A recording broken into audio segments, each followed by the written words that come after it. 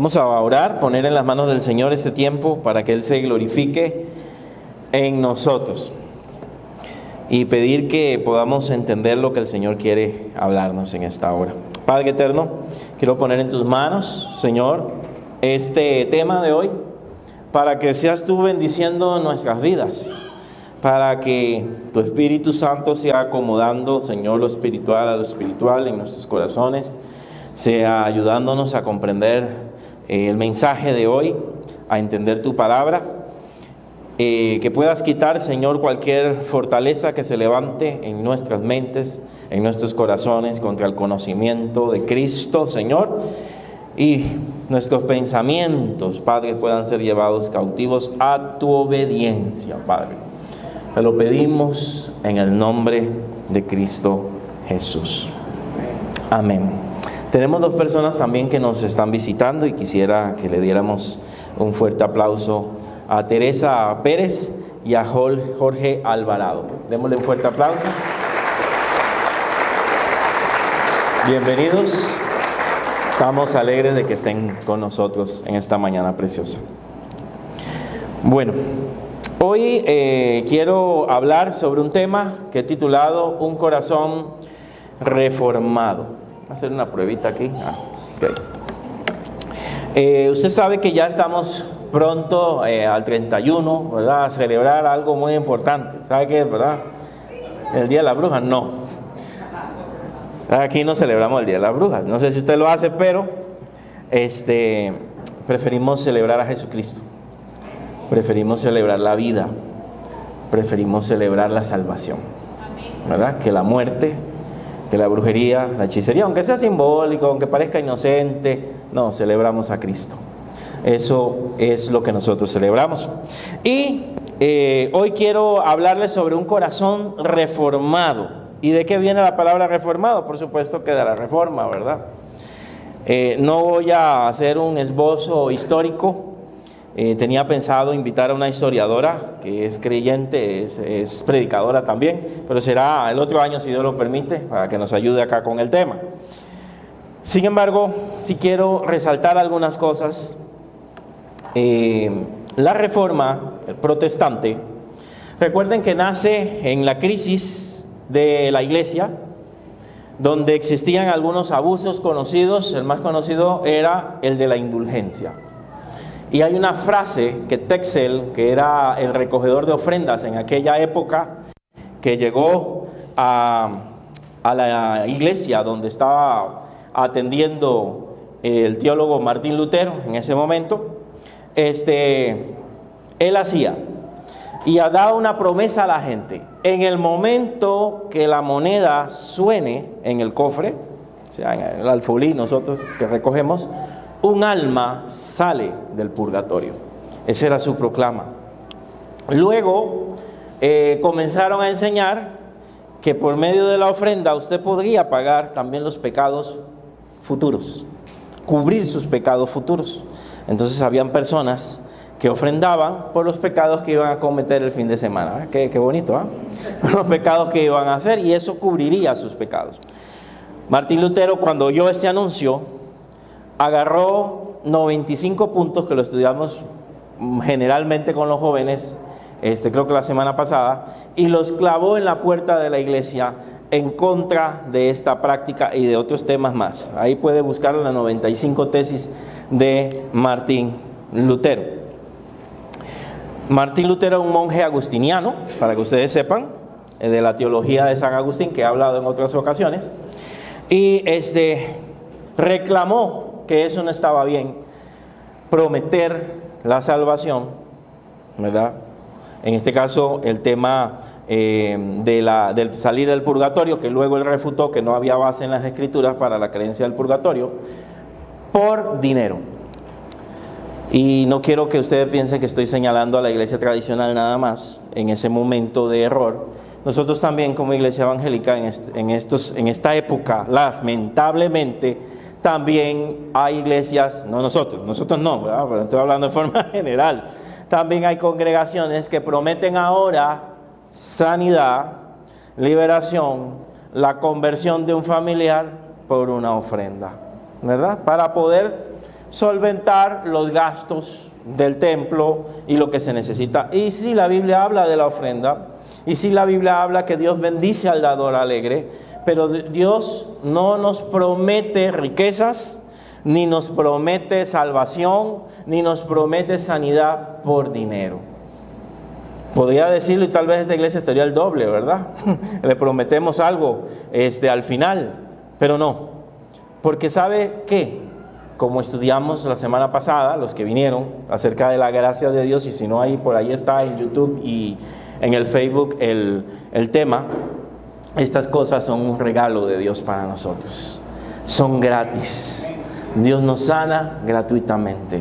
Dios nos salva por gracia gratuitamente.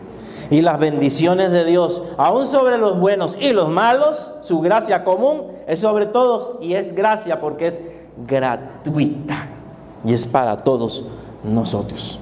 Amados, esta fue la queja de Martín Lutero. Yo considero que la iglesia debe seguir reformándose, porque a veces cae también en errores, como los que acabo de decir, que algunas congregaciones están cayendo en la actualidad. ¿Cuáles son los aportes? Bueno, de la reforma. La reforma protestante nace en este momento de crisis ante los abusos con el tema de las indulgencias. Fue un cambio radical en la historia de la iglesia y la sociedad y promovió una transformación. No se le olvide esa palabra porque la vamos a estudiar hoy. Una transformación en la sociedad y en la iglesia. Promovió. Y sea como sea, nos transformó a nosotros, pero también a la iglesia tradicional porque tomaron medidas para corregir cosas. Transformó a la iglesia y al mundo en ese momento. Aportes de la reforma.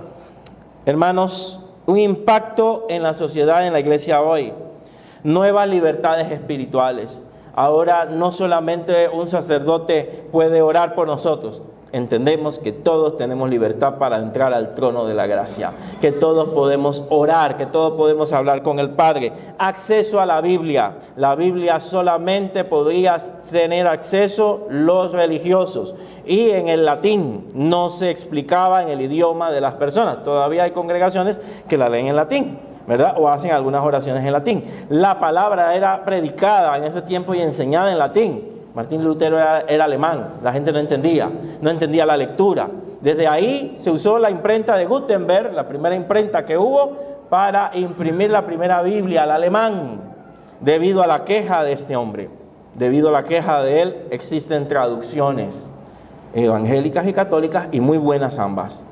Debido a esta queja, usted puede escoger Dios habla hoy, lenguaje popular, nueva versión internacional, traducción viviente, etcétera. La Nana Carcolunga del área de los católicos, ¿verdad? Que es muy buena también, etcétera. Amados, el énfasis en la gracia de Dios. Gracia significa favor no merecido. Y entendemos desde ahí, volvemos a recobrar esta esperanza de que la salvación es un favor que no merecemos, que no hacemos nada por ganarlo. Claro, no me malinterprete, cualquier cosa vea el video anterior, ¿verdad? Nosotros también debemos vivir agradecidos a Dios y hacer buenas obras en agradecimiento, no para comprar la salvación. Porque por gracia sois salvos por medio de la fe, y esto no es de vosotros, pues es don de Dios, no por obras para que nadie se gloríe. Pero el versículo 10 dice, porque somos hechura suya, creados en Cristo Jesús para buenas obras. Así que esa parte tampoco la podemos eliminar. No somos salvos por obras, pero sí para buenas obras.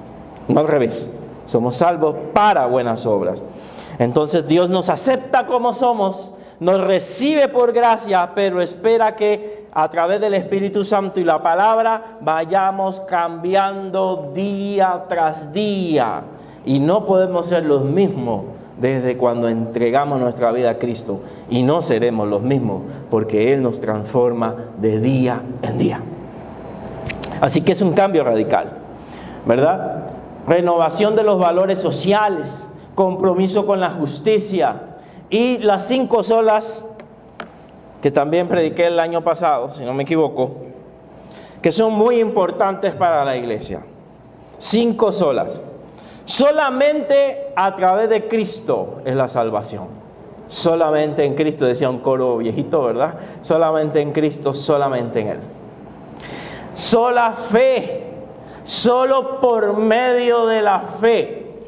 No obras, no acciones, no ceremonias, no ofrendas. Solo por medio de la fe alcanzo la justificación en Cristo Jesús. Solo por medio de la fe.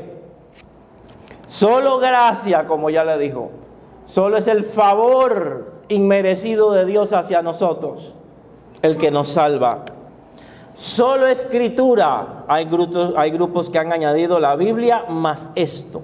La Biblia más la tradición. Hay otro grupo por ahí que es el libro de ellos, el libro de él, no termino, del Mor, ¿verdad? Por ahí lo termina. Y después la Biblia. Con este libro interpreto la Biblia. No, es la Biblia primero. Y la Biblia juzga todo lo que hagamos.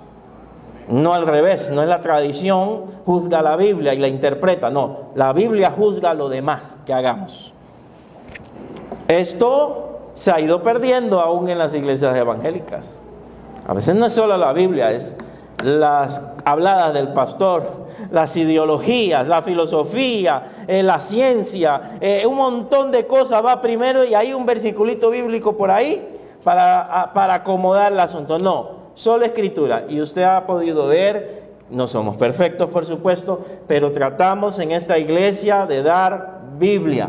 Enseñar Biblia, los miércoles de enseñanza, las capacitaciones que hacemos, las predicaciones, tratamos de que sean bíblicas.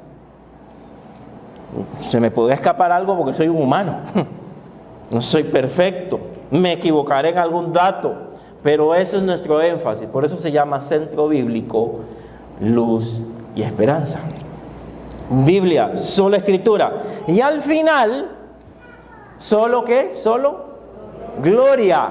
La gloria de todo lo que hagamos, de todo lo que hacemos, de todo lo que somos, es únicamente y exclusivamente para Dios.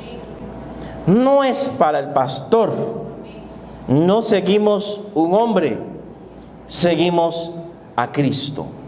No seguimos líderes porque los líderes nos pueden fallar. Seguimos a Jesucristo, nuestro Salvador. Solo la gloria, cuando algo sale bien, qué bonito decirle a un hermano, muy bonita enseñanza, no hay problema con eso, muy bonita prédica, muy bonito canto, me bendijo, no hay problema con eso. Pero que no se nos olvide que la gloria es para Dios. Y que no nos creamos, ¿verdad? Hay un canto ahí un poquito moderno que hacía ahí una alusión al burrito que llevaba a Jesús, ¿verdad? Entonces, todos ahí aplaudiendo y alabando al Señor, y el burrito probablemente creía que era para él. Mira, mejor que un corcel ahora. Pero no, es porque llevamos la gloria de Dios encima de nosotros. Entonces, al final es la gloria de Dios. Solo somos instrumentos. Solo somos instrumentos en sus manos. Entonces, todo esto nos aportó la reforma evangélica, tanto para los creyentes como también, de alguna manera, también a los creyentes protestantes, como también para los católicos, de alguna manera también fueron influenciados por la reforma protestante. Vamos al texto bíblico, hermanos, porque no les dije que no iba a hacer solo historia. Solo quería empezar con eso para que puedan entender por dónde vamos a ir. Romanos 12, 1, 2, que ya lo estudiamos los que llegan los miércoles, pero no todos llegan los miércoles, así que vamos a repasar estos dos versículos con un enfoque un poquito distinto. Romanos 12, 1, 2. Son unos dos versículos, hermanos, pero que espero poderlos explicar lo mejor posible porque, aunque son dos versículos, tienen mucho que enseñarnos. Así que, hermanos, os ruego por las misericordias de Dios que presentéis vuestros cuerpos en sacrificio vivo, santo, agradable a Dios, que es vuestro culto racional. Si tiene otra versión, me gusta esta parte, culto con el entendimiento. No se conformen, no os conforméis a este siglo, o modelen a este siglo, sino transformaos por medio de la renovación de vuestro entendimiento, para que comprobéis cuál sea la voluntad de Dios agradable y perfecta. No olvide que estamos hablando de un corazón reformado. Reforma significa transformación, renovación, cambio, y es por ahí donde vamos a llevar el tema hoy. El versículo nos empieza diciendo, así que, hermanos. Este así que significa que Pablo venía hablando de un tema en el capítulo 11. No hay tiempo para que se lo pueda explicar por completo. Revise el capítulo 11. Pero en los últimos versículos del capítulo 11, Pablo menciona una palabra varias veces, que es misericordias. Por las misericordias de Dios esto, la misericordia de Dios lo otro. Y en estos capítulos anteriores, él vino hablando o esbozando el tema de la salvación por gracia, la justificación por fe. Uno de esos versículos impactó la vida de Martín Lutero, algo que no les expliqué. Lo leyó y desde ahí Dios comenzó a transformar su corazón cuando él leyó Romanos. Pero no es haciendo esto y esto, es en fe, que es la salvación. Por medio de la fe. Él fue golpeado, tocado por el libro de Romanos, para que usted sepa. Y viendo desde el capítulo 1 hasta el capítulo 11, se nos viene hablando acerca de la condenación del hombre, se nos viene hablando acerca del pecador, pero se nos habla acerca de la salvación a través de la fe, que hemos sido justificados gratuitamente, así lo dice, gratuitamente por medio de la fe. Claro, él aclara que esto no debe ser libertad para pecar, pero que hemos sido liberados del pecado a través de la fe en Cristo Jesús. Y aquí en el capítulo 12 dice, por las misericordias de Dios. ¿Cuáles misericordias? Todas las que están en los primeros capítulos. Que hemos sido lavados, que hemos sido salvados. Es más, la Biblia también nos habla de que hemos sido predestinados, que hemos sido elegidos, que hemos sido escogidos. Todo eso lo habla Romanos. Y esa por las misericordias de Dios, porque Dios te llamó, porque Dios te escogió, porque Dios te salvó, te dio un propósito. Te voy a pedir lo siguiente. Viene esbozando un tema. Dios te salvó, hermano. Dios te llamó, Dios te escogió, Dios te trazó un plan para tu vida. Si nos choca predestinación como la idea de que Dios destina todas las cosas, ok, pero Dios trazó un plan para tu vida. Si Dios hizo eso, por las misericordias de Dios, debemos cumplir lo que siguen en estos dos versículos. Si crees que eres salvo, si crees que Dios te llamó, si crees que Dios tiene un plan para tu vida, ahora si no lo crees, tenemos que arreglar ahí algunas cosas. Entonces tienes un compromiso. Te ruego, está haciendo un ruego, una petición. Te ruego por esas misericordias de Dios que te hablé en el capítulo 11, etcétera. ¿Qué ruega? Por las misericordias de Dios. Hay un ruego de Pablo, hay un clamor de Pablo, hay una petición de Pablo hacia la iglesia de Roma. ¿Qué es misericordia? La misericordia divina nos llama a responder a su amor, motivándonos a ser agentes de transformación. O sea, por esa misericordia tienes que hacer algo. Tienes que hacer algo. Y no es pagar la salvación, no, pero Dios espera que hagas algo. Él te salvó para que hagas algo. Él te llamó para que hagamos algo. Y no es simplemente, hermanos, ya soy salvo y hago con mi vida lo que quiero, ya tengo seguridad de salvación. No, Él espera que realicemos una acción en agradecimiento por la salvación. ¿Eres agradecido? ¿Qué pasa cuando alguien te hace un favor? ¿Eres agradecido con esa persona? Generalmente el ser humano es malagradecido. ¿Se acuerda aquellas personas que el Señor sanó de lepra? ¿Cuántas eran? ¿Se acuerdan la historia? 10. Señor la sanó. ¿Cuántas dieron gracias? Ya que cantamos de gracias, ¿verdad? Una regresó a darle gracias. Y así somos. ¿Cuántas bendiciones el Señor nos ha dado día tras día? ¿Y cuántos regresamos a darle gracias a Dios? En el tiempo que he sido pastor he encontrado personas que me han dicho, ¿verdad? Cualquier coincidencia, perdone, porque no estoy pensando en nadie. Estoy viniendo a la iglesia porque tengo un problema. Estoy viniendo a la iglesia porque estamos en una etapa de divorcio. Estoy viniendo a la iglesia porque no tengo trabajo. Y son formas válidas que el Señor atrae a las personas. Porque si todo estuviera bien, probablemente no buscamos de Dios. El problema es cuando la persona recibe la bendición. Cuando ya el problema se le resuelve, en mi experiencia, son pocas las que siguen fieles a Dios. Muchas se devuelven, ya recibieron su trabajo, ya recibieron ya volvieron. Hasta aquí mismo he tenido personas que han estado así al hilo que la esposa lo deje, ¿verdad? Y ya cuando se arregla la relación, si te vi no me acuerdo. Y si te veo en la calle, miro para otro lado para que no me pregunte el pastor por qué no he vuelto a la iglesia. Porque el corazón del ser humano tiende a ser malagradecido. Y él aclara aquí y le hace un ruego, les ruego por la misericordia de Dios, que ya les mencioné, por esa salvación tan grande, que hagan algo. ¿Qué dice? ¿Que presenten qué? Aquí viene un llamado radical. Y hoy que estamos hablando de épocas de libertades, hoy que estamos en una época donde se enseña, el humanismo enseña, usted es dueño de su propio cuerpo, que hay una verdad ahí a medias. Nadie le puede decir, le dicen a las adolescentes lo que debe hacer con su cuerpo para que vayan y tengan relaciones con quien quieran, ¿verdad?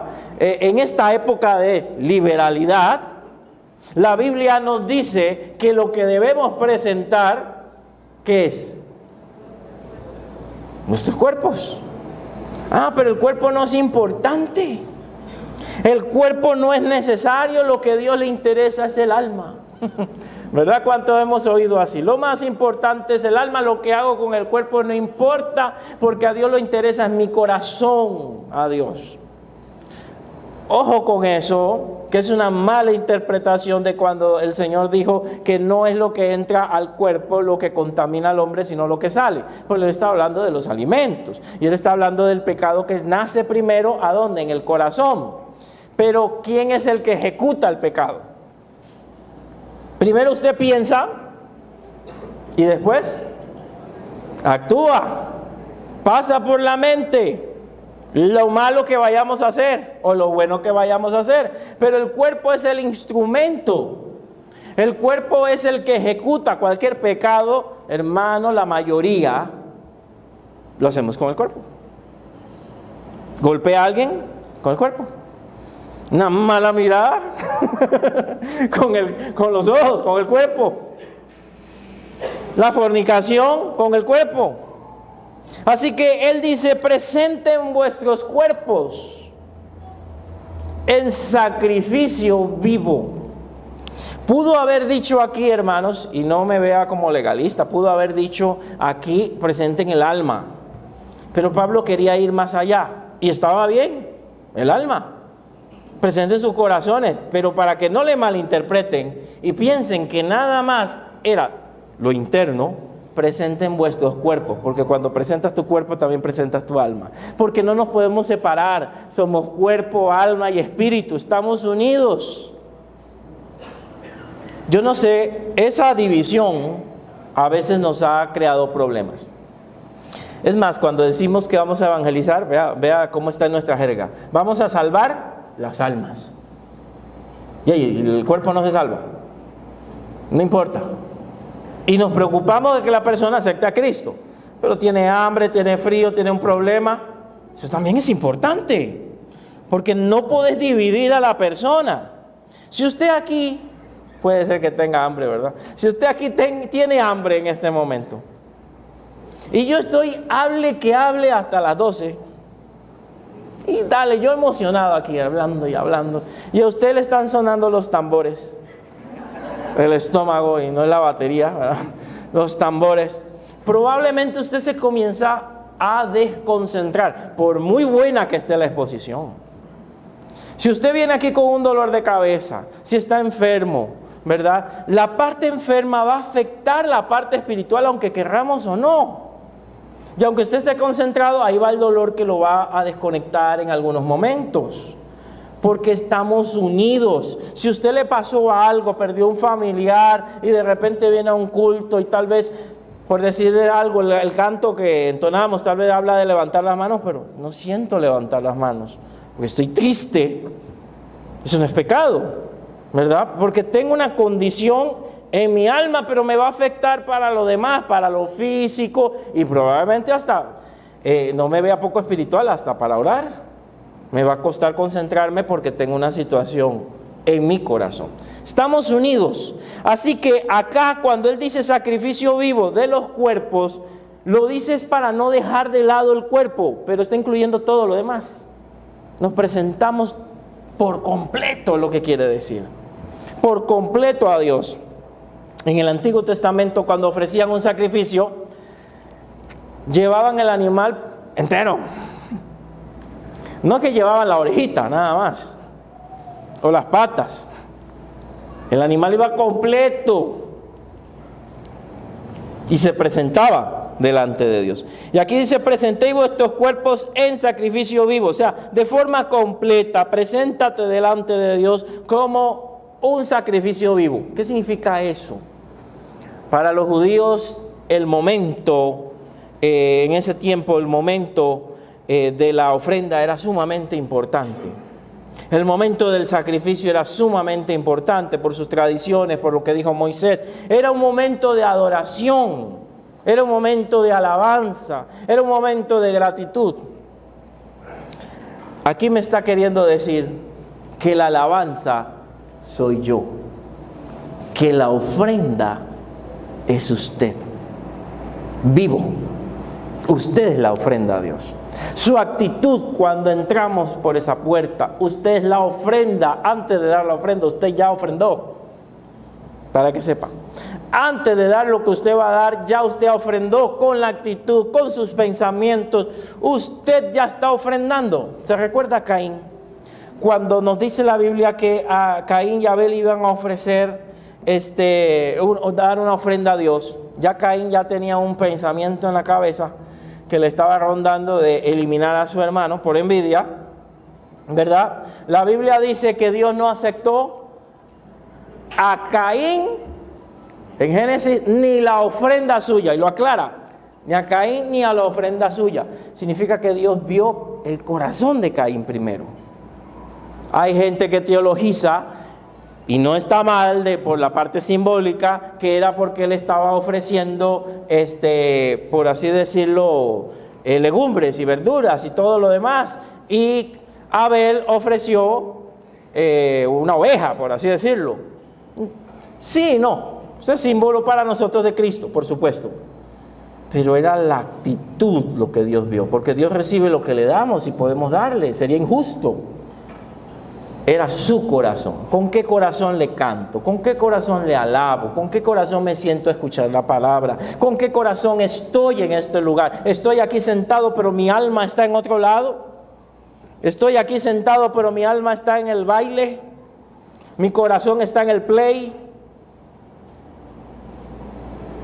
¿Qué le estoy dando a Dios? ¿Sacrificio vivo o sacrificio muerto? Bueno, que le parezca mentira, sí. Hay dos tipos de sacrificios. Debemos presentar nuestra vida en sacrificio vivo. Y el sacrificio muerto eran los sacrificios antiguos que eran de animales muertos. El sacrificio era un animal degollado, muerto ahí. Ahora ya Dios no acepta los sacrificios. Hay gente que dice, no, ya Dios no quiere sacrificios. Eso es una verdad a medias, porque el sacrificio soy yo. Yo soy el sacrificio. Mi esfuerzo, mi búsqueda de Dios, mi deseo de servirle, mi trabajo para Él, mi corazón, mi ánimo, es un sacrificio vivo o puede ser un sacrificio muerto. Un sacrificio religioso, un sacrificio sacramental o un sacrificio vivo con mis acciones, con mi ser. Entonces, este cuerpo que, bueno, yo no, ¿verdad? Pero este cuerpo que tal vez antes bailaba, ahora alaba a Dios, ¿verdad? Que antes estaba ahí en un punchis ahí, yo no sé dónde, que antes se tomaba y se embriagaba y hacía cosas indebidas, ahora le sirve a Dios, porque ahora lo presento a Dios. Y hay otros pasajes que dicen que así como yo presenté mi cuerpo para cosas negativas, inmundas, ahora lo presento a Dios. El problema es con los que están haciendo las dos cosas. Yo lo presento a Dios los domingos y se lo presento al cachudo los otros días, ¿verdad? No puedo hacer las dos cosas. Tengo que decidirme porque presentar mi vida en sacrificio vivo. ¿Qué es un sacrificio? Es algo que cuesta. El mismo David dijo, no ofreceré sacrificio a Dios que no me cueste nada. Cuando le ofrecieron un terreno ahí, y dice, no, yo lo compro, porque no le voy a dar a Dios algo que no me cueste. Dios ve las levantadas tempranas en la mañana que se dieron ustedes para estar acá, creo yo, ¿verdad? Dios ve, hermano, el esfuerzo de los que sirven y que están ensayando en su casa cuando les toca. No solamente participan acá, sino están en la semana repasando las canciones, aprendiéndoselas. Dios ve el esfuerzo. ¿Y por qué lo hacen? Si es para un aplauso de la gente, si es para el Señor. Dios ve el esfuerzo suyo al ofrendar, al dar las monedas, al dar los billetes, al dar lo que usted da, que usted se despoja de parte de su dinero, de parte de su salario para dar a la obra de Dios. Dios ve eso. ¿Se recuerda de la viuda, la ofrenda de la viuda? No sé, no estaba en mi tema, sino que me vino en la cabeza y probablemente es el Señor. Los ricos, dice la Escritura, daban de los que les sobraban. Ahí echaban. Pero la viuda dio todo el sustento que tenía.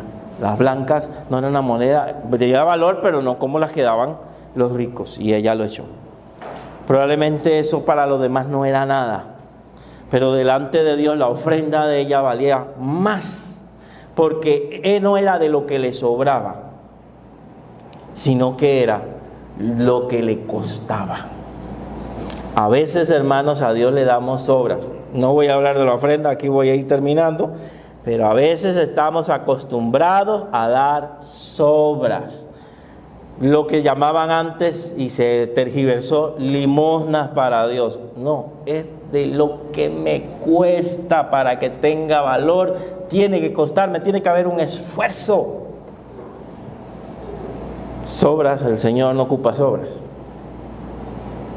Y eso lo puede aplicar en todas áreas de la vida, no solamente con la ofrenda, pero para que lo tomemos en cuenta. Sacrificio muerto de antiguos de animales muertos que no se mueven, ahí tirados, mutilados.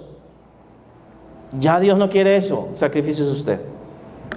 Su perseverancia, su trabajo, su esfuerzo por buscar de Dios, por orar, por leer la palabra, por aprender, por cambiar, por congregarse. Ese es un sacrificio vivo, por servir, un sacrificio vivo. Ahora, el sacrificio vivo tiene otras dos características más. El sacrificio debe ser vivo, pero también debe ser santo. Es algo que apartado para Dios, es algo que consagrado para Dios. Y aquí habla de un tema que casi no se aborda en las iglesias, que por ahí nos va a tocar un día, que se llama la santidad. Y se los hemos dejado para las iglesias que consideramos legalistas.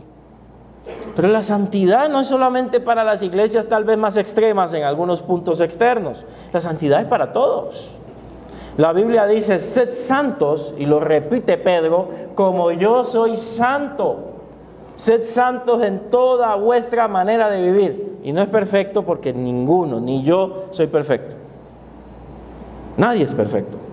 Pero significa que busco mejorar día tras día. Santidad es que me aparto para Dios, es que me alejo del pecado. Eso es santidad. Cada vez que me alejo de algo que no es correcto, algo que es malo, algo que me aparta de Dios, yo me estoy santificando. Entiéndalo ahí.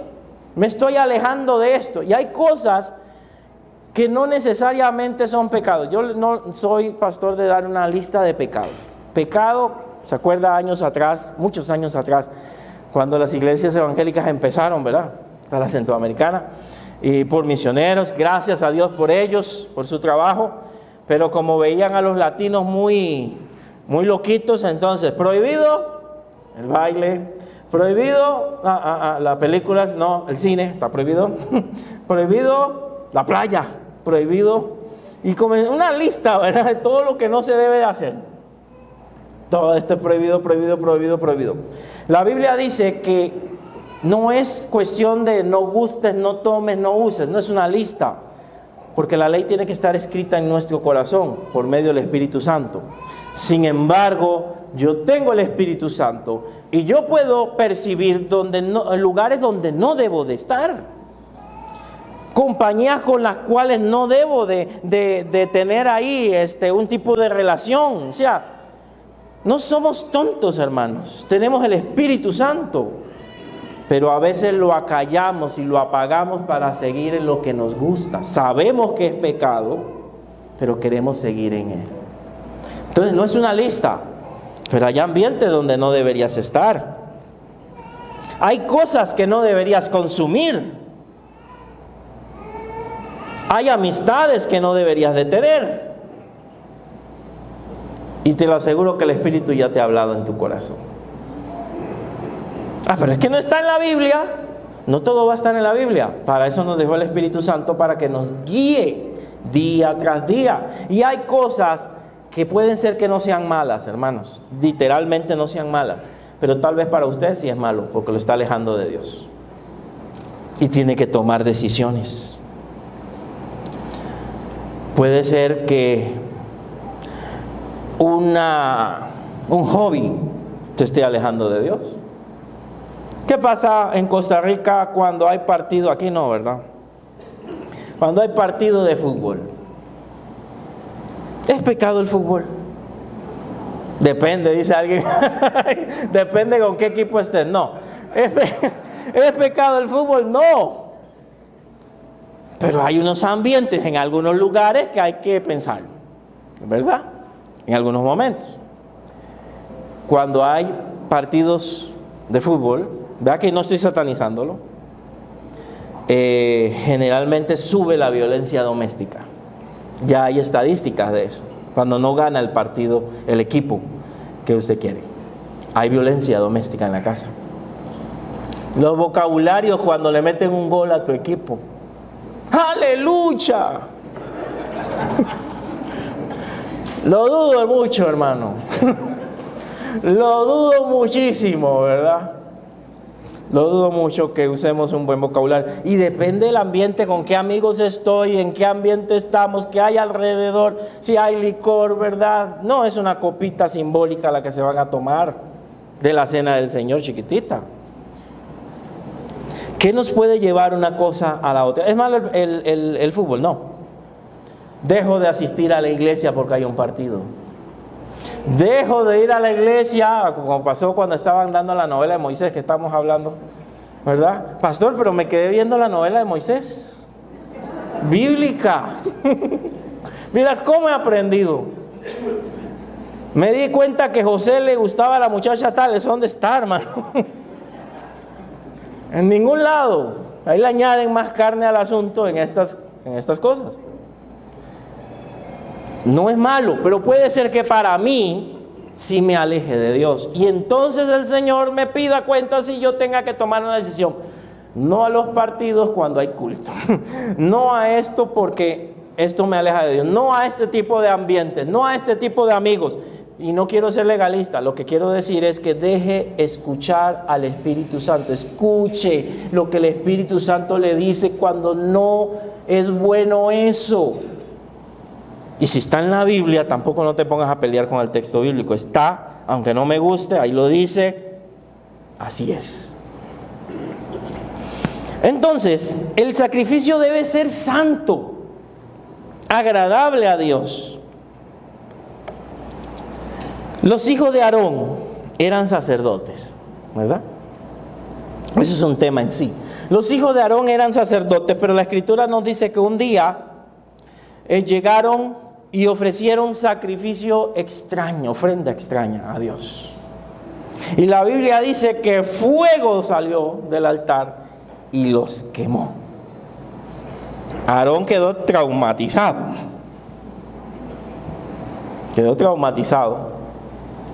Y Dios le habla a Moisés, dígale que cuando entren al altar, a mi altar, tienen que santificarse.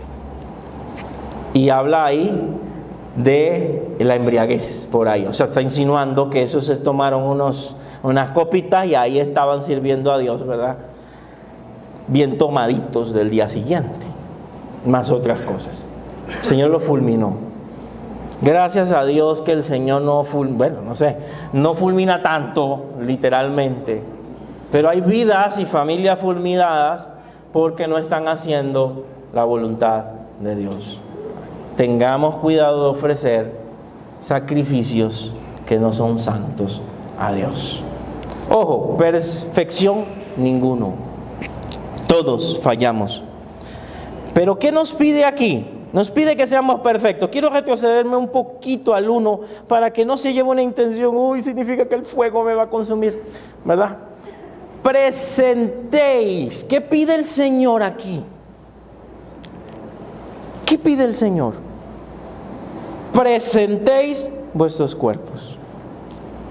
¿A dónde los puedo presentar? ¿A dónde? En oración. Tengo un problema, tengo una debilidad, tengo una lucha, que estoy seguro que todos debemos tener algo. ¿Qué es el problema? El no presentarlos. Pero si tú te presentas, Señor, tengo luchas con esto, no puedo perdonar a fulano de tal que me hizo esto, pero sé que tu palabra lo dice, ayúdame a perdonarlo. El Señor te entiende y te va a dar la fuerza para perdonarlo. Sé que esto es pecado, rompe mis cadenas. Busco ayuda si no puedo salir adelante, pero estoy seguro que usted se presenta delante de Dios de una forma sincera y genuina, el Señor va a ir operando en su vida. Él no está diciendo cambia, Él está diciendo preséntate. El problema es que somos tan cara de barros, ¿verdad? Que estamos pecando y no nos interesa. Eso es lo que no quiere el Señor. Preséntate delante de Él y Él hará el resto. Él nos transforma. Voy a ponerle el acelerador porque si no nos quedamos. Ya los ejemplos prácticos los di. La otra parte del versículo, dice que es vuestro culto ¿con qué? Con el entendimiento, vuestro culto racional, dice al final del versículo. O sea que no es mecánico. Como cristianos nos acostumbramos a la mecánica, ¿verdad? A mí no me gusta tanto los alabanzas, dirá alguien por ahí. ¿A qué hora empieza el culto? 9:30. Ya como a las 10 ya se acabó todo eso, ¿verdad? Y ya llego a las 10, ¿qué le parece? Llego tarde y me voy temprano. Vienen los anuncios, antes de los anuncios vuelo. Entonces, pienso yo que tal vez de esa manera me puedo salvar. Nuestro culto no debe ser programado. Es con el entendimiento. No es una religión, por así decirlo. Se empieza con oración, si en el canto viene esto. A veces le damos vuelta al asunto. Quiero empezar un día con la prédica para ver cuántos llegan después, ¿verdad? ¿Por qué? ¿A dónde me dice que tengo que empezar así? ¿Dónde lo aprendimos? Gracias a Dios por los misioneros. Ellos nos dieron una estructura y eso es lo que pasa. Nos agarramos a la estructura y nos salimos de ahí. Nos salimos de ahí porque es la manera que me enseñaron. Cuando uno como pastor va a una iglesia, lo primero que tiene problemas, ya tengo 3 años, así que lo puedo decir, es que antes lo hacíamos así. Quiero hacer algo nuevo, no, pastor, porque antes el culto era así. Antes era de esta manera. Tenemos que aprender a dejarnos guiar por Dios y salir de las tradiciones, en el buen sentido, hermanos, porque hay tradiciones que son buenas, pero hay otras, hermanos, que nos dañan. No conformarse ¿a qué? A este siglo. La palabra conformarse significa molde, ¿verdad? Los que hacen pan utilizan a veces un molde para las galletas. Hay un molde, ¿verdad? Ahora en Navidad estas galletas que tienen sonrisa y toda la cosa, cara de Santa Claus, de arbolito, ¿verdad? Tienen un molde y dicen, no te amoldes. No te amoldes ¿a qué? A este siglo, a este mundo. No te amoldes a las cosas de este mundo. ¿Qué nos dice este mundo? No nos conformemos a este siglo. Siglo también significa mundo. No te amoldes. ¿Qué nos dice el mundo hoy en día? Muchas cosas. Que usted no puede regañar a sus hijos. Estoy de acuerdo que no el maltrato, pero te enseña que usted no puede decirle nada. ¿Quiénes están asesinando hoy en el país? Los jóvenes que no se les podía decir nada. Hay que abrir los ojos. A los que no se les podía corregir. A los que hay que dejarlo hacer lo que ellos quieran. El mundo me dice, no, ellos tienen libertad para tener sexo a los 14, tienen libertad. Ajá, y cuando salen embarazadas, ¿quién tiene? El gobierno les va a mantener. ¿A quién llaman? A los padres. ¿Qué le parece? Ahí el gobierno sí se lava las manos. No nos podemos amoldar a este mundo. Las guías sexuales. Si usted no sabía, las guías sexuales que iban a aprobarse tiempo atrás y que cada rato están tratando de meterlas, hermanos, tenían condones para niños, estamos hablando, niños, ¿verdad? Pepinos y cosas para que ellos supieran cómo usar un condón, un niño de 5 años, por favor, hermanos. Y hay gente aplaudiendo eso. Varias muñecas que fueron sacadas de circulación. Había una muñeca X, ¿verdad? Que usted le tocaba un área erógena, ¿verdad? Y la muñeca comenzaba a hacer sonidos de erotismo. ¿No lo cree? Sí, me puedo pasar el link. Fue sacada de circulación, pero eran para los niños. En Netflix hay 2 programas donde 2 niñas comienzan a besarse y a abrazarse. Y usted le pone ahí al niño, tome ahí la tablet, tome ahí el celular y entreténgase mientras usted no sabe la basura que le están metiendo a ellos en la cabeza.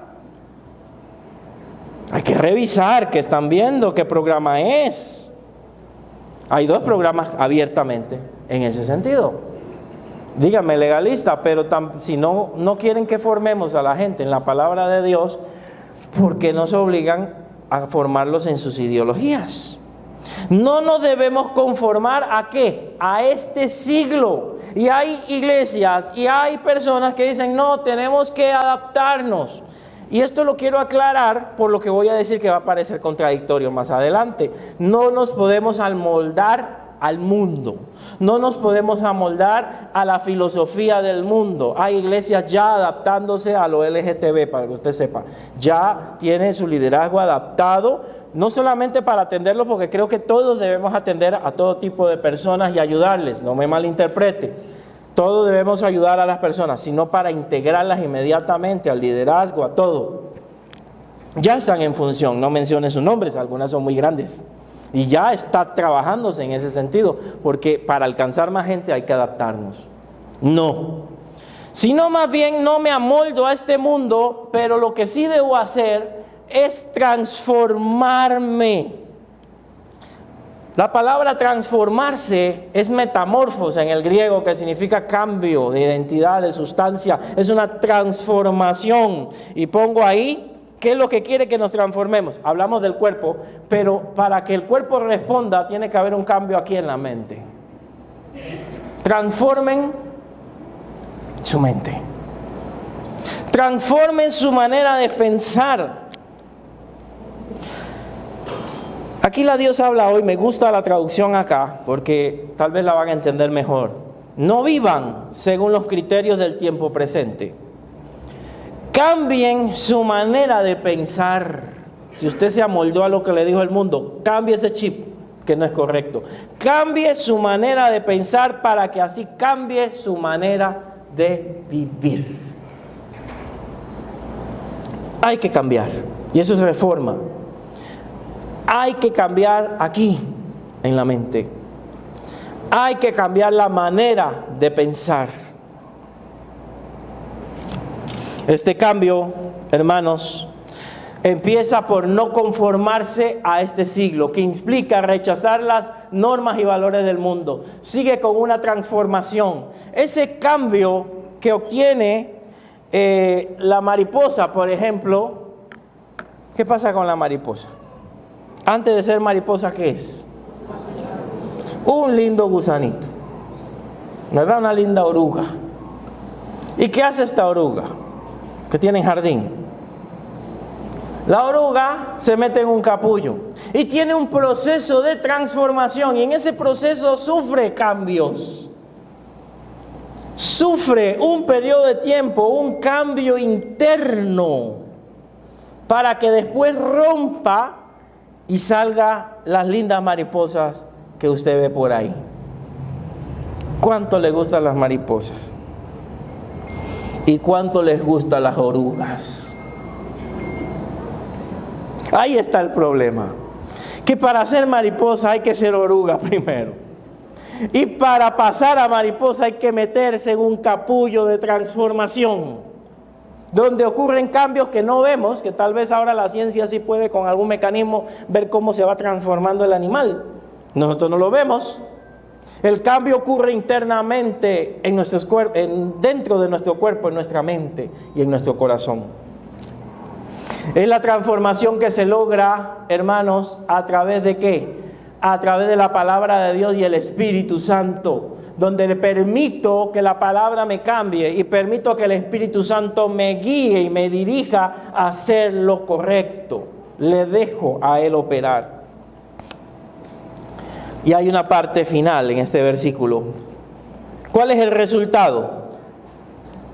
Bueno, vuelvo a leer. No se conformen a este siglo, sino transfórmense por medio de la renovación de ¿qué? Del entendimiento, de la mente.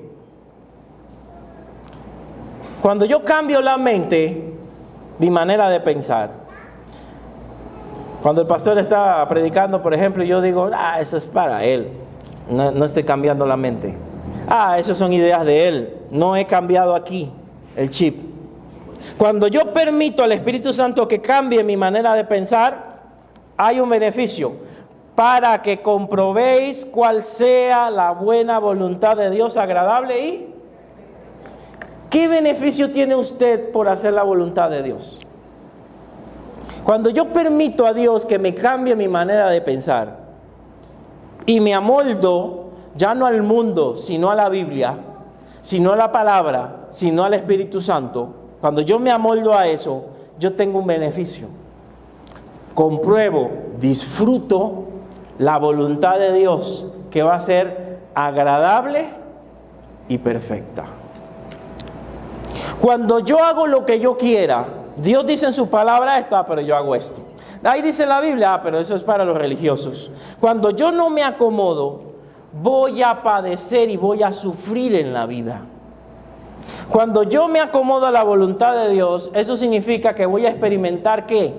Paz, gozo. A pesar de que la decisión haya sido difícil, yo tengo paz porque estoy haciendo la voluntad de Dios. Porque hice la voluntad de Dios. Si tuve que cortar una relación con alguien que aunque era hermosa o hermoso, dependiendo de su caso, me estaba alejando de Dios. Estoy hablando de no casados, ¿verdad? Los casados ya tienen que ver qué hacen. Entonces, ¿qué pasa con eso? me dolió, pero al final de todo la voluntad de Dios es buena, agradable y perfecta. Era lo que Dios quería para mi vida, que yo hiciera. Me va a doler, pero voy a tener paz, voy a tener gozo. Me ofrecen un buen trabajo, entre comillas, y en este trabajo me impide buscar de Dios. Este trabajo tiene un ambiente así medio raro, ¿verdad? Medio extraño, pero me van a pagar bien. Ojo con eso. No, Dios quiere que yo prospere, me puedo ir por allá. Le pregunto a Dios y me siento inquieto. No estoy diciendo que me habló una voz, no. Me siento inquieto, me siento incómodo. Estoy en ese trabajo y no me siento bien. ¿Qué te está diciendo el Espíritu Santo? Hay que ser muy inteligente. ¿Qué me está diciendo? Que ese no es mi lugar. Salgo de ahí, quedé limpio porque ya no tengo el trabajo, pero salgo con gozo. Salgo tranquilo y con esperanza de que el Señor me va a dar algo mejor. ¿Por qué? Porque la voluntad de Dios es agradable y perfecta. Aunque a veces no es lógica, pero la voluntad de Dios siempre va a ser perfecta. Voy terminando, ya me viene llegando la gente. Pero yo dije que era hasta las 12, ¿verdad? ¿No se acuerda? Dios quiere de nosotros una mente renovada. Y voy a las conclusiones. Tenemos que actuar. No te conformes al molde. Hemos sido salvados por la misericordia de Dios. Nuestra respuesta debe ser una vida de sacrificio. Debemos resistir la conformidad, abrazar la transformación a través de la renovación de nuestra mente y por la palabra de Dios. Ahora, como iglesia debemos de cambiar. Y ese es el dilema. Hay gente que se opone a los cambios. La doctrina y la palabra no se cambian. Lo demás puede cambiar. Periferia, la forma, el formato, los horarios, las actividades. Se puede innovar, se debe, porque la gente cambia, no son iguales a los tiempos de antes. Tenemos que cambiar la forma en que evangelizamos. Ya no es igual. Mira, hasta los mismos testigos de Jehová ahora se paran en una esquina con unos trataditos porque no le abren la puerta. Estamos en una época donde la gente no abre las puertas, salvo raras excepciones, porque miedo que le roben, miedo a esto. Entonces, ¿qué vamos a hacer? ¿Seguir haciendo lo mismo? No. Y de otra forma. Y de otra estrategia. Sigo evangelizando, que es la palabra de Dios. Y lo dice, es la orden, pero lo puedo hacer de otra manera. Lo puedo hacer de otra forma. Y ya hemos hablado con los hermanos ahí de evangelismo de algunas ideas que tenemos para hacerlo diferente este próximo año. Ahí lo verán, unas ideas muy interesantes. Cierro con estas frases, hermanos. Si buscas resultados distintos, no hagas siempre lo mismo. Si hacemos lo mismo siempre, vamos a obtener los mismos resultados. En la cocina, si usted hace la misma receta, ¿qué va a obtener? El mismo pollo, el mismo pinto, ¿verdad? Pero cámbiele algo, échele otra cosa, muévale ahí, va a obtener un resultado, o peor, ¿va? o mejor, va a tener un resultado distinto.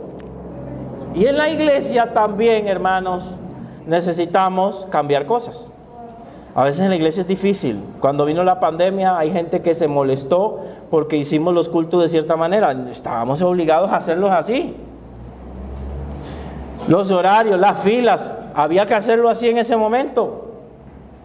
Hemos cambiado nuestro formato de culto también y probablemente tenemos que revisarlo el próximo año y cambiar. Hemos dicho a los ministerios que no estén haciendo, no, la idea no es que hagan otro culto de varones, otro culto de mujeres, sino que tengan un grupo donde puedan ser libres de hacer otras cosas que no se hacen en el servicio. ¿Por qué? Para poder alcanzar más personas que no piensan como yo. Usted sí se me aguanta las 2 horas, ¿verdad? pero en una casa, en una célula, 1 hora, 1 hora y media será lo suficiente. La gente tiene que ir a trabajar. Tengo que pensar en todas esas cosas. Entonces, no puedo hacer las mismas cosas y voy a pensar que me van a salir mejor. No, tengo que cambiar. Y ahí voy. Todos tenemos que cambiar. Quien deja de aprender ha dejado de vivir. En la vida tenemos que seguir aprendiendo. Todavía sigo estudiando.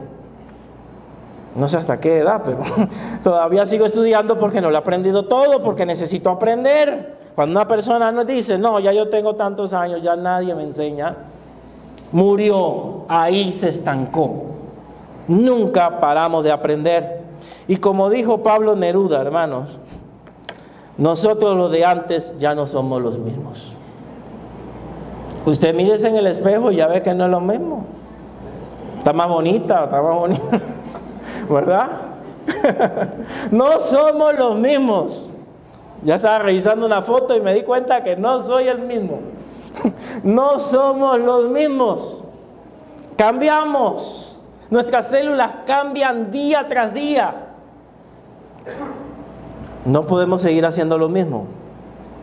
Gracias a Dios nos está llegando más personas a la iglesia. ¿Usted cree que vamos a poder atenderlas igual? Tenemos que cambiar el sistema de atención, la forma de colocar las sillas. Tenemos que adaptarnos a lo que el Señor nos va a traer y nos está trayendo. No podemos trabajar igual. ¿Vamos a poder trabajar con la misma cantidad de personas? Probablemente no, vamos a necesitar más personas. Y si el Señor nos bendijera a un nivel que tenemos que pensar, que yo digo todavía eso para el otro año, ojalá lo más lejano, poner otro culto, imagínense, los músicos repetir de nuevo, el predicador predicar de nuevo, nos vamos a fundir, necesitamos más ayuda. Así que todo cambio genera otro cambio. Crecimiento va a generar un cambio. ¿Cómo atendemos a la gente nueva? ¿Yo puedo discipular a todos los que están llegando a la iglesia? No. Necesito la ayuda de otros. Yo no puedo. Necesito la ayuda de otras personas también. Entonces, aquí es un llamado a servir. La iglesia, cierro con esto, la iglesia reformada, dijo Jodocus Van Lodenstein, porque quieren aprender un nombre diferente. La iglesia reformada, siempre reformándose. Siempre debemos estar en un constante cambio y mejora. No nos podemos quedar igual. Siempre debemos estar mejorando. La palabra de Dios no cambia. La doctrina no cambia. Lo demás puede cambiar y debe mejorar. ¿Qué tal si oramos, hermanos? Usted y yo debemos de cambiar y debemos ser mejores cada día. No se conforme a cómo es usted hasta aquí. Piense que debe crecer, que cada día debe ser mejor, que hay cosas que debe cambiar y ser mejor cada día y de gloria en gloria. Mi Dios, gracias en este momento por tu amor y tu misericordia. Gracias te doy, porque tú nos llamas a un cambio, uno, a no acomodarnos al mundo, pero sí a transformarnos a tu voluntad, a no amoldarme al pecado, pero sí a cambiar mi manera de pensar, a hacerlo más acorde a tu voluntad, irme transformando de gloria en gloria, a través de un proceso que hace tu Espíritu Santo en mi vida. Señor, si hemos dejado de crecer espiritualmente, ayúdanos a salir del capullo. Si hemos dejado de crecer en conocimiento de Dios, ayúdanos a seguir avanzando. Si como iglesia somos muy estructurados, por no decir hasta religiosos, cámbianos y ayúdanos a entender que lo que no cambia es tu palabra, pero lo demás puede mejorarse. Que no nos acomodemos al mundo. Y que este próximo año, que pronto se avecina, Señor, podamos avanzar más y podamos alcanzar estas generaciones que son diferentes a nosotros, estas generaciones que piensan distinto a nosotros, que podamos nosotros alcanzarlo con el Evangelio de Jesucristo que no cambia. A todos los que estamos aquí, ayúdanos a transformarnos cada día a tu imagen, a no tener un techo donde nosotros nada más quedemos estancados, que esta iglesia pueda superar el techo que ha tenido por muchos años y pueda seguir creciendo conforme a tu voluntad. Te lo pido en el poderoso nombre de Cristo Jesús.